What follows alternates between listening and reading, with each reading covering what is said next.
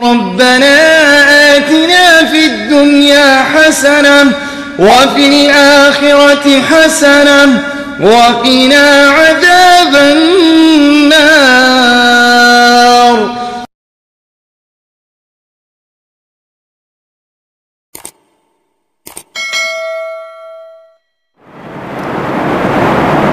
معزز حضرات، خطبہ مسنونہ کے بعد میں نے ایک آیت پڑھی ہے، اس کا ترجمہ یہ ہے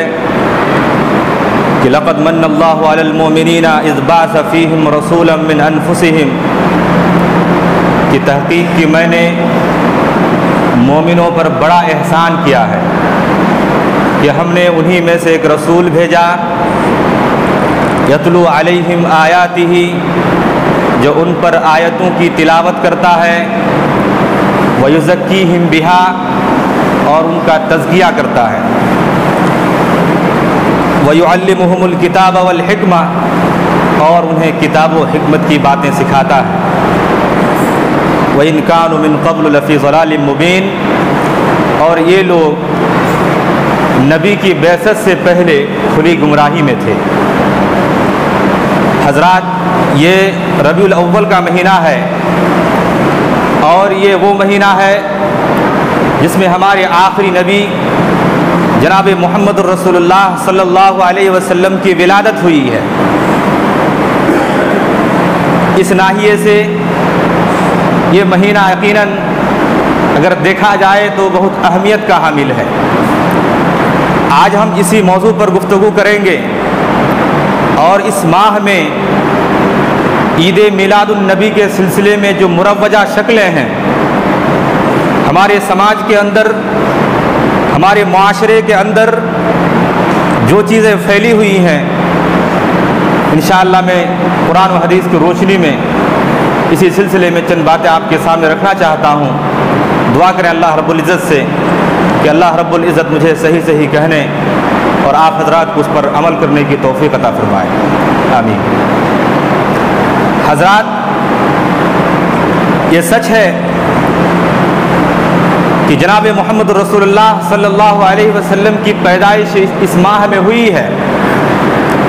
لیکن آپ کی پیدائش ولادت کے سلسلے میں، تاریخ ولادت کے سلسلے میں بڑا اختلاف پایا جاتا ہے۔ بعض مورخین آپ کی تاریخ ولادت کو 12 ربیع الاول مانتے ہیں، بعض 10، بعض 8، جبکہ اکثر مورخین کا کہنا ہے کہ آپ کی ولادت 9 ربیع الاول کو ہوئی ہے، اللہ عالم۔ اور جتنے بھی مورخین تاریخ کو اپنی اپنی کتابوں میں اندراج کرتے ہیں، درج کرتے ہیں، وہ شمسی تاریخ کو لحاظ رکھتے ہوئے جو اس کے قواعد و ضوابط ہیں، اسی چیز کو مد نظر رکھتے ہوئے اپنی اپنی بات رکھتے ہیں۔ لیکن یہ بات بھی طے ہے کہ آپ صلی اللہ علیہ وسلم کی وفات بھی اسی 12 ربیع الاول کو ہوئی ہے، اور اس سلسلے میں کسی بھی مورخ نے کسی بھی قسم کا کوئی بھی اختلاف اس میں ظاہر نہیں کیا ہے، یعنی تمام مورخین کے نزدیک متفقہ فیصلہ یہ ہے کہ آپ کی وفات 12 ربیع الاول کو ہوئی۔ حضرات، آپ کی وفات یقیناً امت کے لیے ایک بہت بڑا حادثہ ہے، ایک بہت بڑا سانحہ ہے۔ حضرت انس بن مالک رضی اللہ تعالیٰ عنہ کہتے ہیں کہ جب 12 ربیع الاول کو حضرت صلی اللہ علیہ وسلم کی وفات ہوئی تو صحابہ پر گویا غموں کے پہاڑ ٹوٹ پڑے، مدینے کی گلیاں سنسان ہو گئیں، لوگوں کے دل مضطرب ہو گئے، بے چینی اور قلق میں لوگ پڑ گئے، گھبراہٹ کا شکار ہو گئے۔ لیکن شیطان کو دیکھیے، شیطان نے اسی 12 ربیع الاول کو، جس میں حضرت صلی اللہ علیہ وسلم کی وفات ہوئی، اور جو دن یقیناً امت مسلمہ کے لیے بڑا سانحہ والا دن ہے، بہت افسوسناک دن ہے، اسی دن کو بطور خوشی منانے کے لیے بھولے بھالے मुसलमानों को, गाफिल मुसलमानों को बहला फुसला करके उसमें खुशी मनाने पर उसको उभार दिया। और 12 रबीउल अव्वल ही को विलादत के नाम से मुसलमानों के अंदर तरह तरह की बिदात और खुराफात को उन्होंने रवाज दे दिया। आज हम उसी चीज़ के सिलसिले में कुरान और हदीस आपके सामने चंद बातें रखेंगे इंशाअल्लाह। ब्रदरान इस्लाम, कुरान कहता है इब्लीस ने अल्लाह रब्बुल आलमीन से कहा था कि लअक़ुदन्ना लहुम सिरातकल मुस्तकीम, कि हम तेरे बंदे को सिरात मुस्तकीम पर रह करके ही गुमराह करेंगे। शैतान को पता है कि हम किसी भी बंदे को बासानी शराब के ज़रिए, जुए के ज़रिए और मुख्तलिफ़ किस्म की लग़वियात के ज़रिए उसे हम बहका सकते हैं, लेकिन मज़ा तो तब है कि जब उसे सिरात मुस्तकीम पर रख करके हमसे हम गुमराह कर डालें। आज आप जायज़ा लें और एक दुनिया पर गायराना नज़र डालें, आपको पता चलेगा इस्लाम के अंदर बहुत सारी चीज़ें ऐसे वजूद में आ गई कि लगता है कि बज़ाहिर ये दीन का हिस्सा है, लेकिन हकीकत उससे बिल्कुल बरअक्स है। लोग उसे दीन समझकर, इबादत समझकर बड़ी खुशी खुशी के साथ उसको अमल में ला रहे हैं और उसे इस्लाम का हिस्सा मान रहे हैं। नऊज़ बिल्लाह। बरदरान इस्लाम, आज हालत ये है कि मोहब्बत रसूल के नाम पर उनके इस्मत के साथ और उनके जो पैगामात हैं उनके साथ खिलवाड़ हो रहा है। आज अज़मत रसूल के नाम पर रिसालत की तौहीन की जा रही है। आज हालत यह है कि आपके पैगामात को गलत तरीके से लोगों के सामने रखा जा रहा है। आज हालत यह है कि पूरी दुनिया के सामने सीरत तैयबा की एक मुख्तलिफ, जो कि सरासर हज़रत सल्लल्लाहु अलैहि वसल्लम के शान में नहीं है, उस तरीके के कलेमात और शिरकिया कलेमात के साथ प्रोग्राम, जलसे जुलूस मुनाकिद होते जा रहे हैं। ये बड़ा ही अफसोसनाक मकाम है। और आप देख लें कि रबीउल अव्वल के महीने में पहली तारीख से लेकर के 12 रबीउल अव्वल तक जितने भी जलसे, जितने भी प्रोग्राम मुनाकिद होते हैं, तमाम के तमाम प्रोग्रामों में आप इसका जायज़ा कर लें कि कोई भी प्रोग्राम बगैर शिरकिया कलाम के वो प्रोग्राम नहीं कहलाता। आपको मालूम होना चाहिए कि ऐसे प्रोग्रामों में नबी की शान में गुस्ताखी की जाती है, नबी को खुदा के मकाम पर लाया जाता है, नबी से दुआएं मांगी जाती हैं, उनके सामने मिन्नतें की जाती हैं, और पता नहीं तरह तरह की चीज़ें अल्लाह रब्बुल आलमीन का अक्स उस पर उतारा जाता है। और लोग उस प्रोग्राम में इंतज़ार करते हैं आमद रसूल, यानी रसूल आएंगे और उनकी दुआओं को, उनकी मनाजात को, उनकी तमन्नाओं को, उनकी सारी ख्वाहिशात की तकमील वो अल्लाह के रसूल कर देंगे। नऊज़ बिल्लाह। इस तरीके का अकीदा, इस तरीके की बदजनी और इस तरह का फेल यकीनन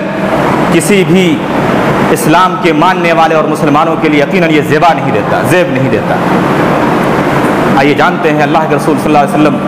मुस्लिम शरीफ की रिवायत में फरमाते हैं कि अना सय्यिदु वलद आदम यौमल क़ियामा, कि क़यामत के दिन मैं ही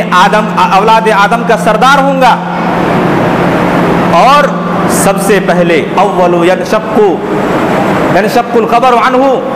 कि सबसे पहले मेरी ही कब्र को खोदी जाएगी, मेरी ही कब्र को किया जाएगा, उजागर किया जाएगा, और क़यामत के रोज़ सबसे पहला शफाअत करने वाला मैं ही हूँगा, और इसी तरीके से सबसे पहले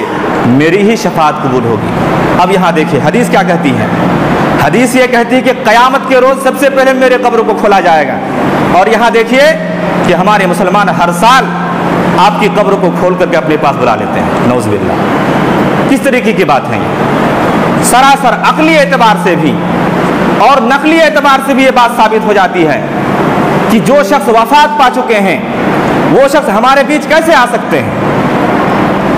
किसी भी सूरत में नहीं आ सकते। ये हमारा अक़ीदा होना चाहिए, ये हमारा ईमान होना चाहिए कि क़त्अन किसी भी सूरत में अल्लाह के रसूल हमारे प्रोग्राम में नहीं आ सकते। میرے بھائیوں، اسی طریقے سے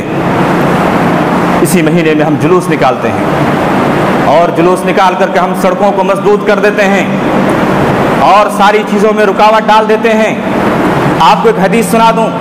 کہ سہل بن معاذ رضی اللہ تعالیٰ عنہ بیان کرتے ہیں اپنے والد سے کہ میں حضور صلی اللہ علیہ وسلم کے ساتھ ایک غزوے میں شریک ہوا اور اس دوران غازیوں کی وجہ سے راستے مسدود ہو چکے، لوگوں کو آنے جانے میں پریشانیاں ہونے لگیں۔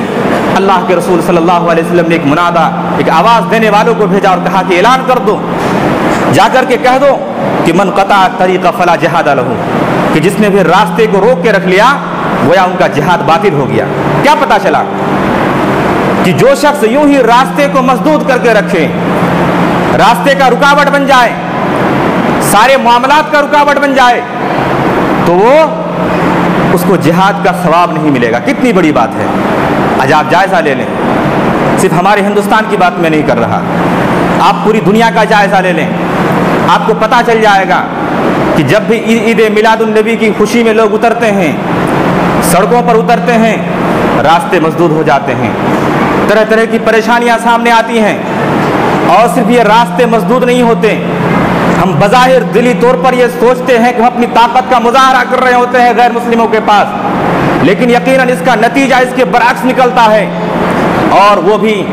اپنے ذہن و دماغ میں خرافات کو بھرے ہوئے ہوتے ہیں، اور ان کی ذہنی سوچ یہی ہوتی ہے کہ جب ہمارا پروگرام آئے گا، درگا پوجا آئے گا، طرح طرح کی چیزیں آئیں گی، ہم اس سے بڑھ کر کے جلوس نکالیں گے، اور اس کا نتیجہ تاریخ نے دیکھا ہے۔ آپ تاریخ کے صفحات کو دیکھیے، مطالعہ کیجئے، آپ کو پتہ چل جائے گا کہ جب بھی اس طریقے کے معاملات سامنے آئے ہیں تبھی فرقہ وارانہ فسادات بھی رونما ہوئے ہیں۔ لہٰذا کسی بھی صورت میں آپ چاہے حدیث کے اعتبار سے لیں، شرعی اعتبار سے لیں،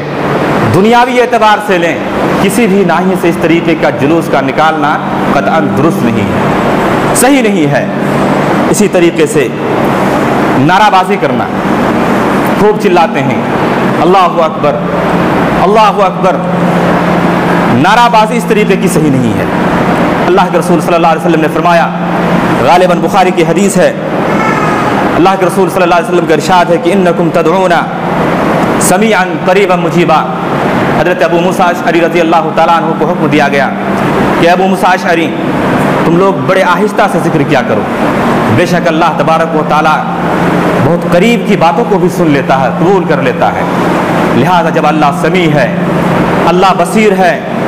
ہمارے دلوں کے اندر کیا پنپ رہا ہے وہ چیز اللہ اس سے باخبر ہے، تو ہم کو زور زور سے چیخنے چلانے، ڈھول باجا اور دیگر طریقے کی چیزوں کا سہارا لینے سے کیا فائدہ ہے؟ یقیناً کوئی بھی فائدہ نہیں ہے۔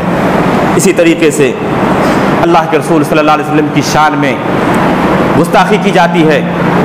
اور طرح طرح کے القابات سے آپ کو نوازا جاتا ہے۔ میں نے جیسا کہ ذکر کیا کہ اس طریقے کے پروگرام میں آپ سے دعاؤں کی قبولیت کا انتظار ہوتا ہے کہ آپ آئیں گے اور ہماری دعاؤں کو قبول کر لیں گے۔ اس طریقے کی باتیں، آپ کو رب کا درجہ دے دیا جاتا ہے، اللہ کا درجہ دے دیا جاتا ہے۔ اللہ کے رسول صلی اللہ علیہ وسلم نے فرمایا کہ ایاکم الغلو فی الدین، کہ تم لوگ غلو سے بچو، دین میں غلو جائز نہیں، تجاوز جائز نہیں۔ آپ رسول کو صرف رسول مانیں، انا عبداللہ و رسول ہوں، اللہ کے رسول کا کہنا ہے کہ میں اللہ کا بندہ اور اس کا رسول ہوں، محض میری اتنی ہی حیثیت ہے۔ لیکن آپ اس ماہ مبارک میں آپ اللہ کے رسول کی محبت میں اتنا غلو کر جاتے ہیں کہ دین کے اندر یہ غلو ہو جاتا ہے کہ محمد صلی اللہ علیہ وسلم کو رب کا درجہ دے دیا جاتا ہے، نعوذ باللہ۔ ایاکم الغلو فإنما أهلك من كان قبلكم، اس لیے کہ غلو کی وجہ سے اس سے پہلے کی قومیں تباہ و برباد کر دی گئی ہیں، ہلاک کر دی گئی ہیں۔ لہٰذا پتہ یہ چلا میرے دوستوں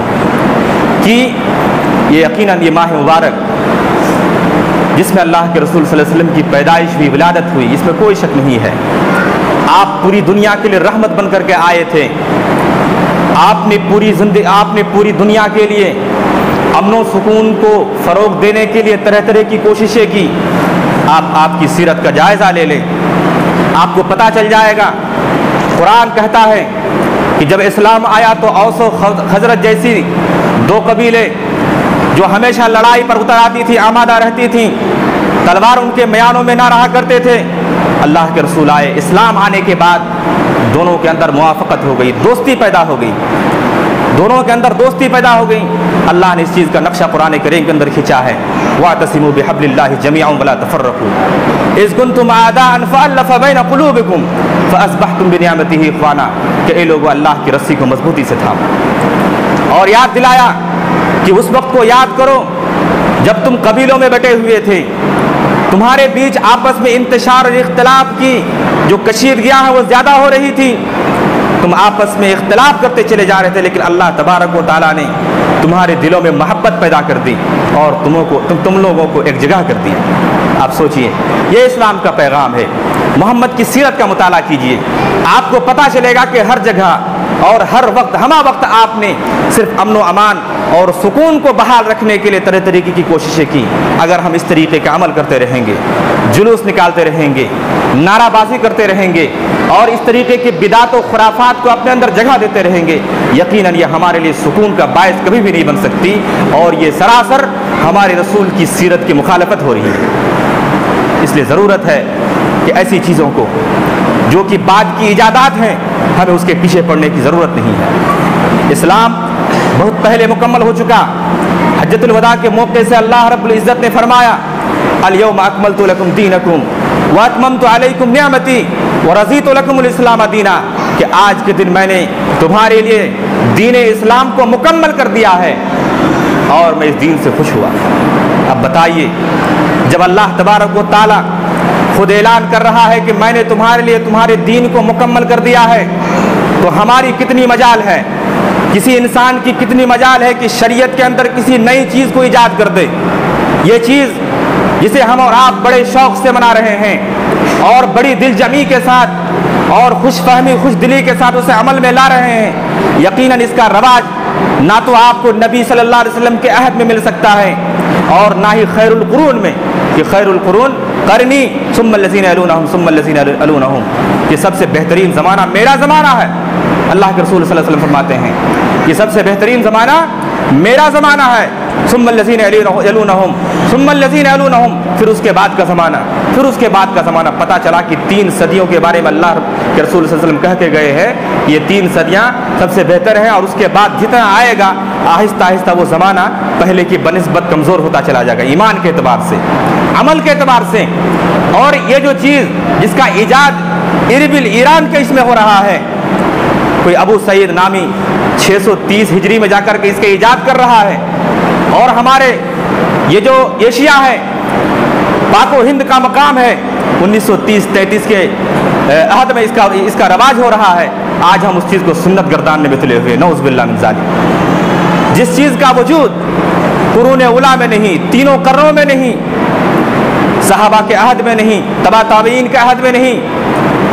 بعض میں جا کر کے شرپسند عناصر جو اسلام کے دشمن، مخالف اور یہودیت کے ذہنیت رکھنے والوں نے اس چیز کا ایجاد کیا، آج ہم اسی خرافات کو، اسی ذہنی پالیدگی کو ہم اپنے اندر لا رہے ہیں اور اسے شریعت کا حصہ بنا رہے ہیں، نعوذ باللہ۔ یہ شرعاً اور عقلاً کسی بھی اعتبار سے آپ کو درست نظر نہیں آئے گا میرے بھائی۔ اسی لیے حالی نے کیا ہی خوب کہا کہ کرے غیر گربت کی پوجا تو کافر، جو ٹھہرائے بیٹا خدا کا تو کافر۔ آگے فرما رہے ہیں کہ مومنوں کو چاہے جس کی پرستش کر سکتے ہیں۔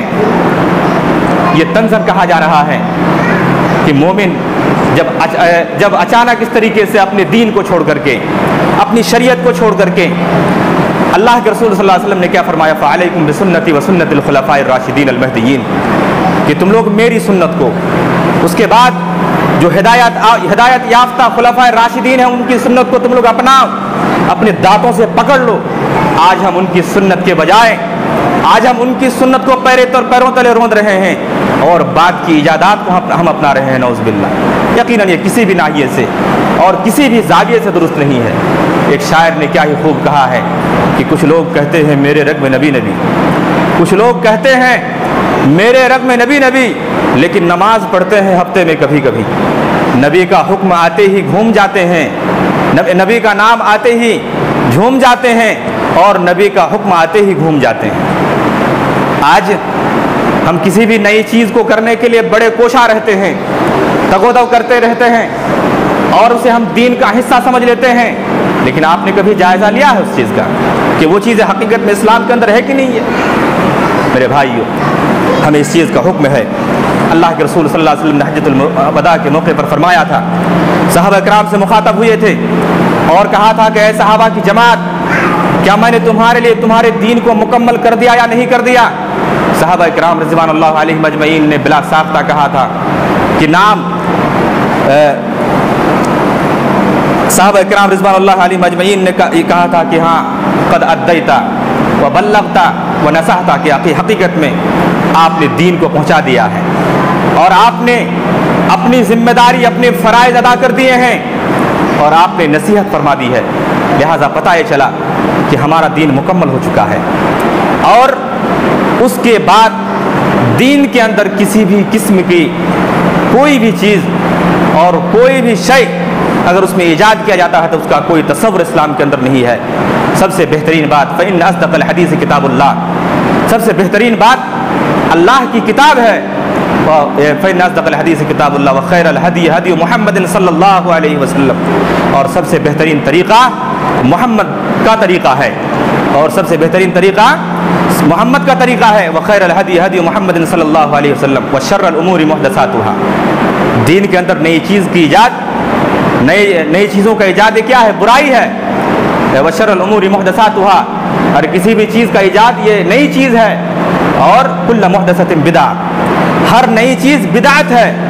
وکل بدعۃ ضلالہ، اور ہر بدعت گمراہی ہے۔ کیا پتہ چلا؟ یہ جو چیز ہے جسے ہم اپنا رہے ہیں، یقیناً یہ ہمارے لیے کسی بھی صورت میں باعث رحمت نہیں بن سکتی، اسے ہم عبادت ہر حال میں تصور نہیں کر سکتے، اس کے ذریعے سے ہم اپنے رب کو راضی نہیں کر سکتے۔ لہذا معلوم یہ ہوا کہ جو چیز شریعت کا حصہ نہیں ہے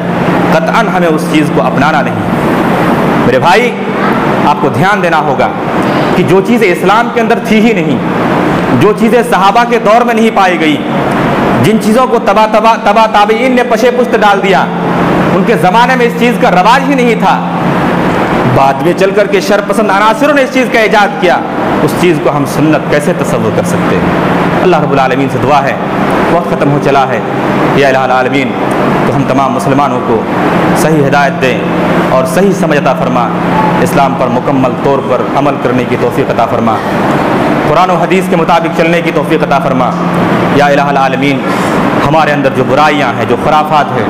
اور جو ہتھ کنڈے ہمارے خلاف اپنائے جا رہے ہیں اور جو عناصر ہمارے خلاف اپنائے جا رہے ہیں، اللہ تبارک و تعالیٰ تو ہم تمام لوگوں کو اس کی صحیح پرکھ کرنے کی توفیق، ہم لوگوں کو اس کی صحیح پرکھ کی توفیق عطا فرما، اس کو صحیح سے جاننے کی توفیق عطا فرما۔ یا الہ العالمین، تو جب تک ہمیں زندہ رکھ، اسلام پر زندہ رکھ، جب ہمارا خاتمہ ہو ایمان پر خاتمہ ہو، ایمان بالخیر ہو،